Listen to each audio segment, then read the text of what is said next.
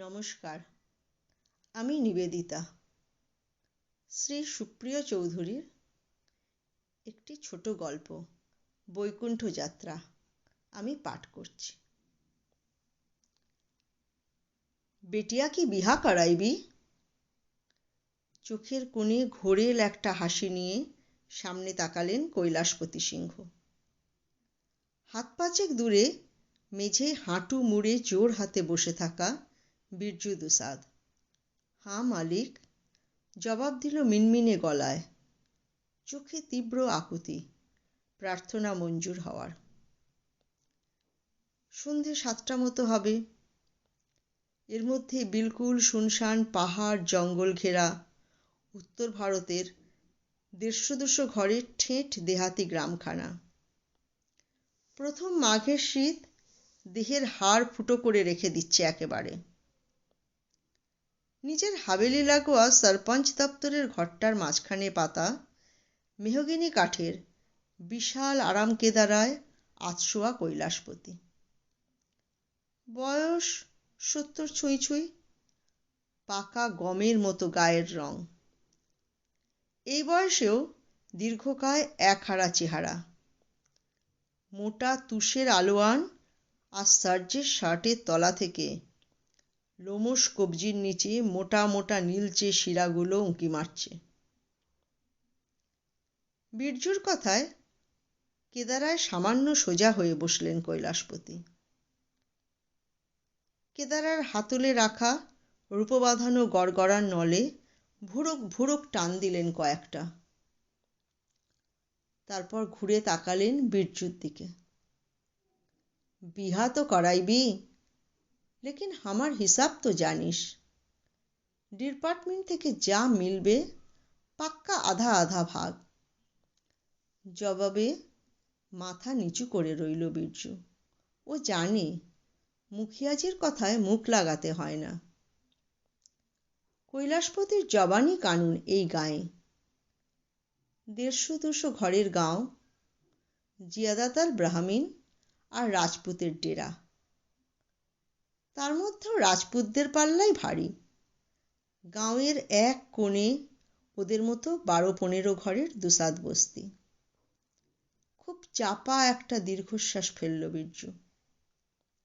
সেটা বোধহয় ধরতে পারলেন কৈলাসপতি। যেন সান্ত্বনা দেওয়ার মতো করেই খানিকটা নরম গলায় বললেন, আবে বেওকুফ, আমি কি আমার হিস্সা আকেলা হজম করব নাকি? ডিপার্টমেন্টের অফিসার বাবু, डाकदार बाबू, थानेदार, कितना बंटवारा होगा मालूम है तुम्हारी को? और इधर तू साला दुसाद, তুই তো তোর হিস্সা নিয়েই খালাস। এই উঠা রে হামকো। আরামকেদারার পিছনে দাঁড়ানো উমেদ আর বনোয়ারি। দানবাকৃতি চেহারা, কাঁধে তোলালা বন্দুক দুজনেরই। শোনা মাত্র এগিয়ে এলো সামনে। দুজনের কাঁধে ভর দিয়ে ঘর ছেড়ে বেরিয়ে গেলেন কৈলাসপতি সিংহ। যাকগে, যা হয়েছে ভালোই হয়েছে। পাথুরে মাটি আর ঝোপ জঙ্গুলে রাস্তা ধরে দুসাদ বস্তির দিকে ফিরতে ফিরতে ভাবছিল বিরজু। সরপঞ্চ তো ভালো মানুষ, প্রাণে দয়ামায়া আছে, বিপদে আপদে দেখে। ওর বাপের আমলে তো দুসাদ বস্তিতে কোনো নয়া লুগাই দুলহন হয়ে এলে পহেলা রাতে বহুকে পাঠাতে হতো সিংহ হাবেলিতে। বাপ ছগনলালের থেকে শুনেছিল কথাটা। ব্যাপারটা ওর বাপের বেলাতেও ঘটেছিল কিনা লজ্জার মাথা খেয়ে আর জিজ্ঞেস করা হয়নি সেটা। এদিকে শালা ওর নিজের কপালটাও খারাপ। মজদুর খাটতে যেত চেন্নাই, হায়দ্রাবাদ, দিল্লি, বেঙ্গালুরু আরও সব বড় বড় শহরে। তারপর তো বছর 2 ধরে এই লাফড়া। কাজ কাম পুরা ঢাপ হয়ে গেছে একেবারে। এদিকে কৌশল্যাটাকেও শোলা টপকে গেল এই অঘ্রাণে। বিদা না করলে আর চলছে না। 3 গা দূরে দুখান পর্সা তৈরি হয়ে আছে। ছেলে বাসের হেল্পার, বহুত জলদি নাকি কন্ডাক্টর বনে যাবে। কিন্তু গোল বাজছে দহেজ আর পাওনাপত্তরের ব্যাপারটা নিয়ে। হাতে কানে গলায় নগদ 50,000 আর একটা স্কুটি। এর নিচে কিছুতেই মানতে চাইছে না ছেলের বাড়ি। ডিপার্টমেন্টের টাকাটা পেলে দহেজ আর সরপঞ্চের হিসাব মিটিয়েও হাতে কিছুটা থাকবে। বউ সরস্বতিয়া একটু নিশ্চিন্ত হবে। বরকিটাকে পার করতেই তো যা ছিল সব ফাঁকা হয়ে গেছে। এবার রয়ে গেল মা। বীর্যুর জীবনে অনেকটা গভীরে ঢুকে রয়েছে এই ছোট্ট শব্দটা। বাপ ছিল জন্মজদুর, খাটতে যেত রাজপুত আর ভূমিহারদের খেতিতে। উদম খাটনি সেখানে। থেকে থেকেই ঘুসঘুসে জ্বর আর দম ফাটা কাশি বেশ কিছুদিন ধরে। একদিন কফের সঙ্গে খুন উঠল। সরকারি দওয়াখানার ডাক্তারবাবু খুন যাঁচ করাতে বললেন। রাপোর্ট এলে দেখা গেল অনেক দেরি হয়ে গেছে। পুরা ফেপড়া বিলকুল জখম, আর কোনো আশা নেই বলেছিলেন সরকারি দওয়াখানার ডাক্তারবাবু। বাবার মত, মাথার উপর 3টে মেয়ের বোঝ। এত কিছুর মধ্যেও দমে যায়নি মা। নিজে লেগে গেল ক্ষেতির কাজে। 15-16 সাল উমর में বড়া মিস্ত্রির সঙ্গে কাম করতে বীর্যু ছুটল দিল্লি, মুম্বাই। সেই থেকে পিঁপড়ের পেছন টিপে গুড় বের করার মতন জমিয়ে জমিয়ে 3-3টে মেয়ে পার করেছে মা। তারপরে বীর্যু। 6টা গাঁও দূর থেকে সরস্বতিয়াকে নিয়ে আসা, সব সামলেছে একা হাতে। বাপ তো চলে গেছিল বড় দিদিটাকে পার করার বছরখানেকের মধ্যেই। তারপর থেকে মাই তো সব। কিন্তু সব হিসাব গড়বড় করে রেখে দিল এই 2 বছর। জল একেবারে নাকে এসে ঠেকা যাকে বলে। কোনো দিক থেকে কোনো কাম কাজের খবর নেই কোথাও। এদিকে মায়ের বয়সটাও বেড়েছে, একদম কমজোরি হয়ে পড়েছে শরীরটা। ক্ষেতির কাম কাজে যেতে পারে না আর। বীর্যুর অবস্থা দেখে মুখিয়ার কাছে যাওয়ার পরামর্শটা দিয়েছিল মাই। ভাবতেই হঠাৎ শরীরটা কেমন পাক মেরে উঠল যেন, দম বন্ধ ভাব একটা। মায়ের হাড় কাঁপানো ঠান্ডাতেও কপালে হালকা গুঁড়ি গুঁড়ি বিনবিনে ঘাম। অন্ধকারেও টকটকে লাল হয়ে উঠেছে ঘোর কালো মুখটা। এখনই চামড়া ফেটে খুন বেরিয়ে আসবে যেন। পথের ধারে পিপুল গাছের গুঁড়িটায় হেলান দিয়ে কিছুক্ষণ দম টানল বীর্যু। তারপর আলোয়ানটাকে গায়ে গলায় সাপটে নিয়ে হাঁটা লাগালো দুসাদ বস্তির দিকে। ঝুপড়ি ঘরটার দাওয়ায় গালে হাত দিয়ে বসেছিল জানকী, বীর্যুর মা। বয়স 80 পার, মুখে অগুন্তি বলিরেখার চিহ্ন, ঘোলাটে একজোড়া চোখ, শীর্ণকায় হাতে মোটা পেতলের খাড়ু। কানের লতি মাকড়ির ভারে ইঞ্চিখানে খাঁ হয়ে ঝুলে পড়েছে প্রায় চোয়াল অবধি। পায়ের সামনে জ্বলন্ত কাঠকুটোর মালসা। হাত দুটো বাড়িয়ে কিছুক্ষণ তাপ সেঁকল জানকী। সামনে লাঠিটা দিয়ে কাঠ কুটো খুঁচিয়ে আগুনের তাপটা বাড়িয়ে দিল একটু। তারপর ঘোলাটে চোখে তাকালো সামনে রাস্তার দিকে। অনেকক্ষণ হলো গেছে ছেলেটা। একটু চিন্তাই হচ্ছিল জানকীর। কেয়া জানে বাবা, বড়াজাতের ব্যাপার স্যাপার, বাতচিতের কায়দায় কোনো গড়বড় হয়ে গেলে। ভাবতে ভাবতেই সামনে কাঠের ছোট দরজাটা ঠেলার আওয়াজ। ক্যাঁচ। ভেতরে ঢুকল বীরজু। এগিয়ে গেল সরস্বতিয়া, হাতে জলের লোটা। হাত পা ধুয়ে মায়ের সামনে এসে দাঁড়ালো বীরজু। ব্যাট। ছেলের দিকে তাকিয়ে দাওয়ার মেঝেই মৃদু চাপড় মারল জানকী। বাত হুয়া মুখিয়া সে? মাথা নিচু, নীরবে ঘাড় নাড়ল বীরজু। কব? ফের প্রশ্ন করল জানকী। এখনো কিছু ঠিক হয়নি। अफसर बाबू, थानेदार बाबू सबसे बात करके तारीख बताएगा, ऐसा ही बोला मुखिया जी ने। আর বলেছে একদম যেন মুখ বন্ধ রাখি সবাই। ঠিক আছে। পরম স্নেহে ছেলের গায়ে মাথায় হাত বোলালো জানকী। ঘাবড়াবি না বিলকুল। তুই না মেয়ের বাপ। কৌশল্যাটাকে পার করতে হবে নাকি? বলে বেশ কিছুক্ষণ চুপ করে রইল জানকী। নিজেকে যেন প্রস্তুত করে নিচ্ছিল সে। তারপর যখন মুখ খুলল, তখন অদ্ভুত একটা প্রশান্তি খেলে যাচ্ছে কণ্ঠস্বরে। একদিক থেকে যা হলো, ভালোই হলো মেরা বেটোয়া। ওসব নিয়ে চিন্তা করবি না মোটে। কাজ কাম সব মিটে গেলে, শাদির পর বেটি বিদা হয়ে গেলে, পরের পৌষে সিধা চলে যাবি কলকাতা। সেখান থেকে গঙ্গাসাগর। ওখানে মকর স্নানে সশরীরে বৈকুণ্ঠে পৌঁছানো যায়। কথায় বলে, হর তীরথ বার বার, গঙ্গাসাগর এক বার। ইয়াদ রাখবি আমার বাত ঠো। জানকীর কথা শেষ হওয়ার আগেই মায়ের কোলে মুখ গুজে ফোঁপানো কান্নায় ভেঙে পড়ল বীরজু। মুহূর্তে শীর্ণকায় ডান হাতটা ছেলের মুখে চেপে ধরল জানকী।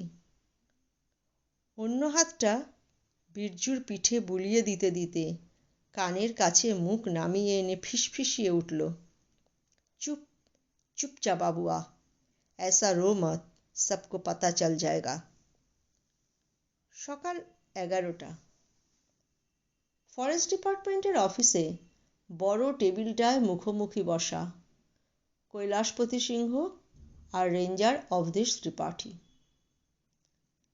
কথা শুরুর মুখে বাইরে দরজায় ঠুক ঠুক টোকার আওয়াজ।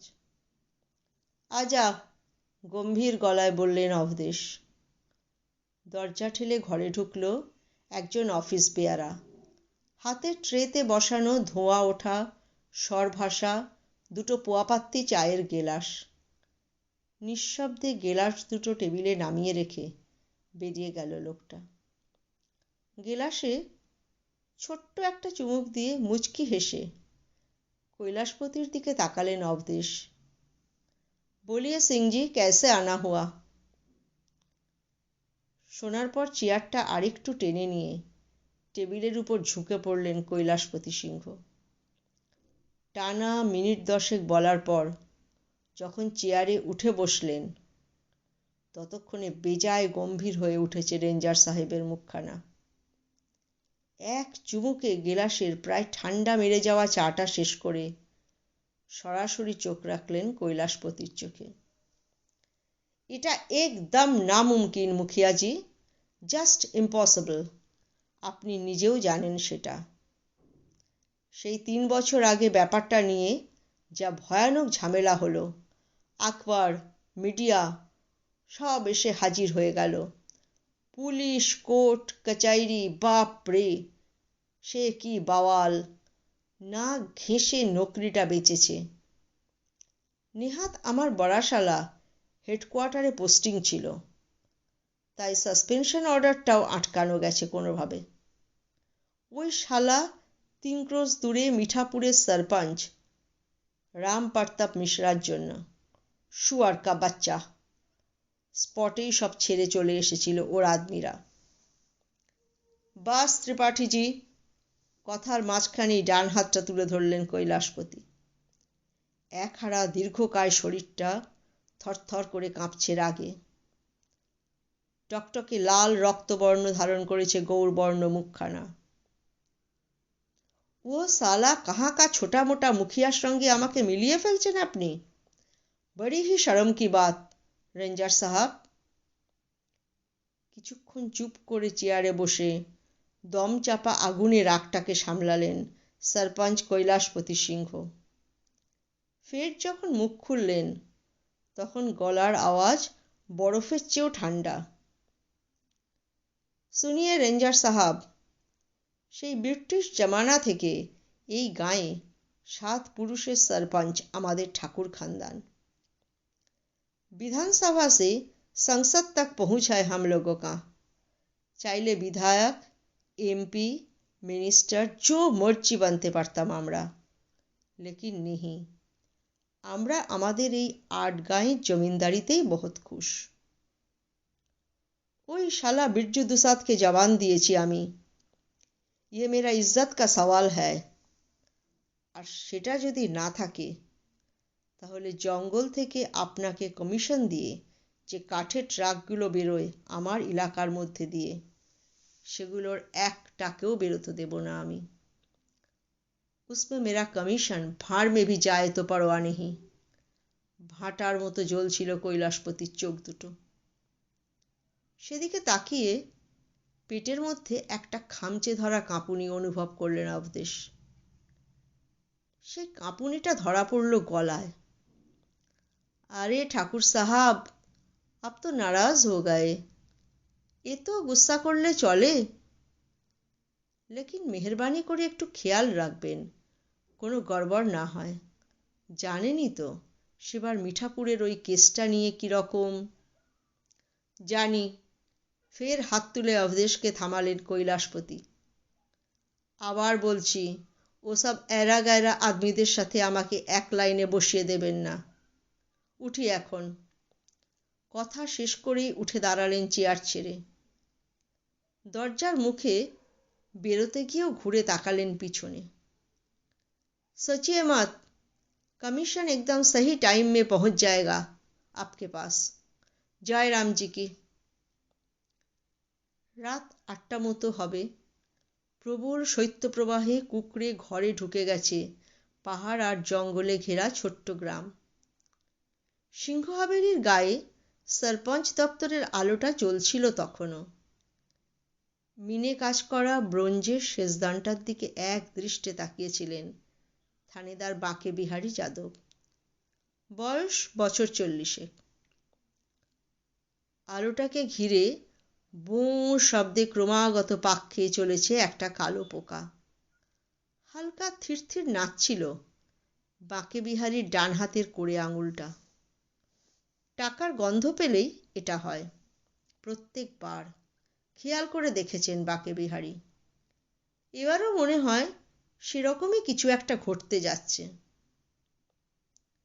এসবের মাঝখানেই বাতিদানে ঠোক্কর খেয়ে মেঝেই ছিটকে পড়ল পোকাটা। আর ঠিক তখনই ঘরে ঢুকলেন ঠাকুর কৈলাসপতি সিং। পিছনে যথারীতি 2 ছায়াসঙ্গী, উমেদ আর বনোয়ারি। প্রণাম ঠাকুর সাহাব। শশবস্তে উঠে দাঁড়িয়ে ঝুঁকে পড়ে কৈলাসপতির হাঁটু স্পর্শ করলেন বাঁকে বিহারী। জিতা রহো বলে আরাম কেদারায় শরীরটাকে ছেড়ে দিলেন কৈলাসপতি। তার চোখের ইশারায় দেয়ালের গায়ে বসানো দিরাজটার পাল্লা খুলে একটা ব্ল্যাক লেবেলের বোতল বের করে আনলো উমেদ। অভ্যস্ত হাতে পেগ মেপে ভাগ করে সাজিয়ে রাখলো সামনে রাজস্থানি কাজের নকশা কাটা ছোট টিপয়টায়। তারিফের চোখে সেদিকে তাকিয়েছিলেন বাঁকে বিহারী। মানতে হবে ঠাকুর সাহেবের পছন্দ। এই ঠেঁট গাঁয়েও পিওর বিলাইতি স্কচ।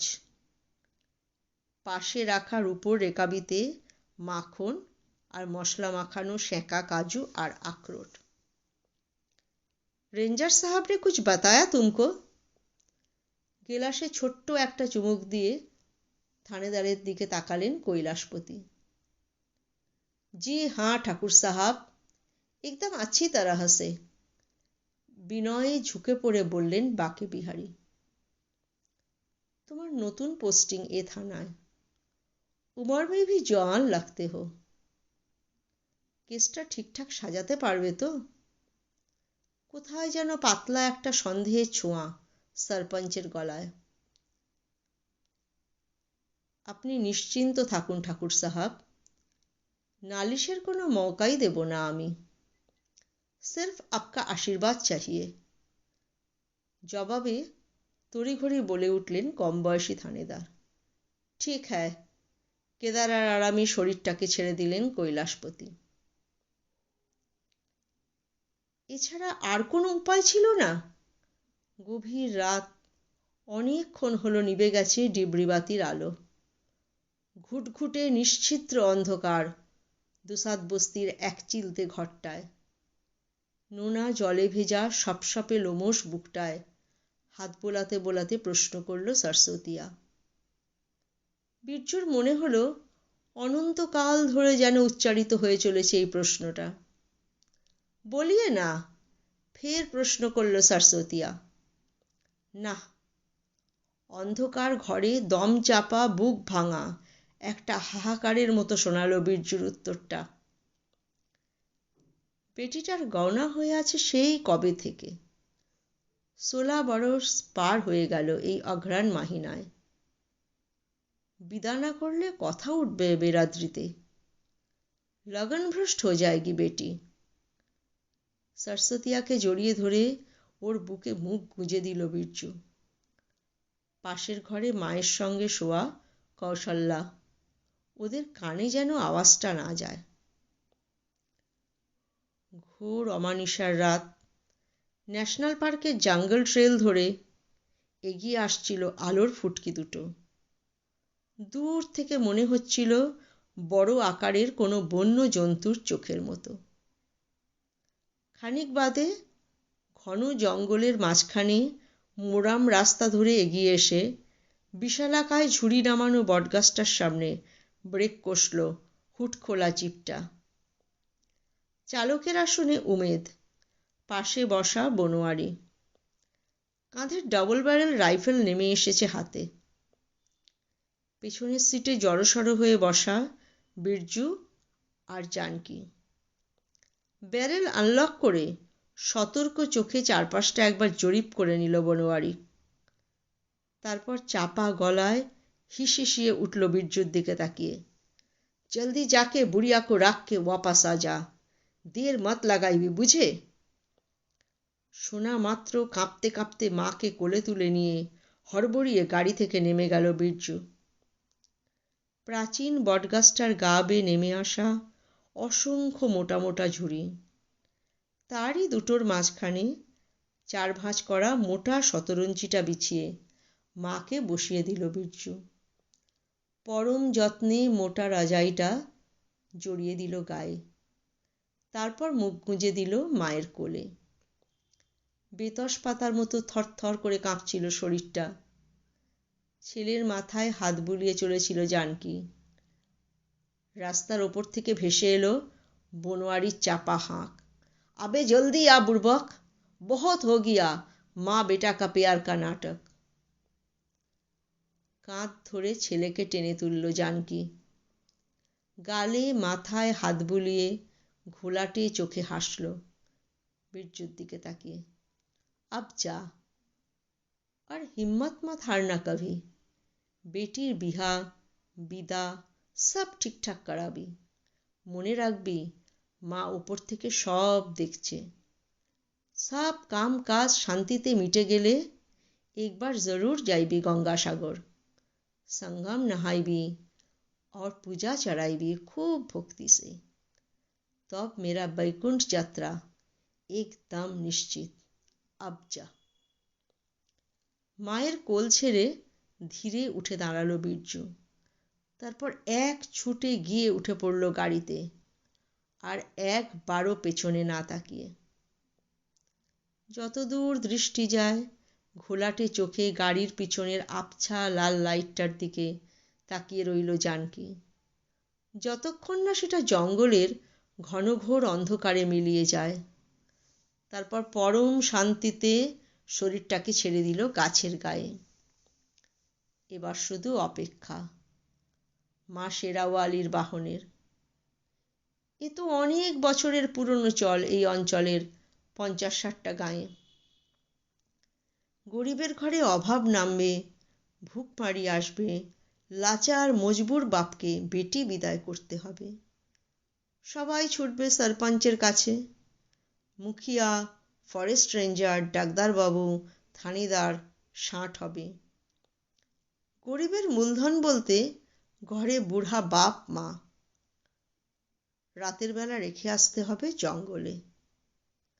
বাঘের পেটে যাওয়ার পর হাড় গোড়, মাংসের টুকরো টাকরা যা কিছু পড়ে থাকবে, ভোর হতে না হতে এনে ফেলে রাখতে হবে জঙ্গল লাগোয়া কোনো ক্ষেতি নয়তো পথের ধারে। জঙ্গলে বাঘের হানায় মরলে ক্ষতিপূরণ পাওয়া যাবে না, লোকালয়ে মরলে পাওয়া যাবে। বাকিটা সামলে নেবে মুখিয়া, থানেদার, রেঞ্জার সাহেবরা। হিসাব আধা আধা। জানকীর ঘোলাটে চোখে ভারী মিঠে একটা হাসি। বীরজুটা খুব ভালো, মাকে বড় ভালোবাসে। ওর বেটি বিদা হবে, আর কি চাই জানকীর। কাজকাম মিটে গেলে গঙ্গাসাগর গিয়ে মকরে নাহাবে, পূজা চড়াবে ওর পেয়ারা বেটা। জানকীর বৈকুণ্ঠধাম যাত্রা একেবারে পাকা। অন্ধকার জঙ্গলে শিরশিরে হাওয়ায় হালকা হালকা ভেসে আসছে মোটকা গন্ধটা। এ গন্ধ জানকী চেনে, চেনে এই মাইল মাইল বিশাল জঙ্গল লাগোয়া 50-60টা গাঁয়ের মানুষ। সে আসছে। পরম প্রশান্তিতে ঘোলাটে চোখ দুটো বুজে ফেলল জানকী। ধন্যবাদ। আমার পাঠ যদি আপনাদের ভালো লেগে থাকে তাহলে আমাকে লাইক, সাবস্ক্রাইব আর প্রচুর প্রচুর প্রচুর শেয়ার করবেন।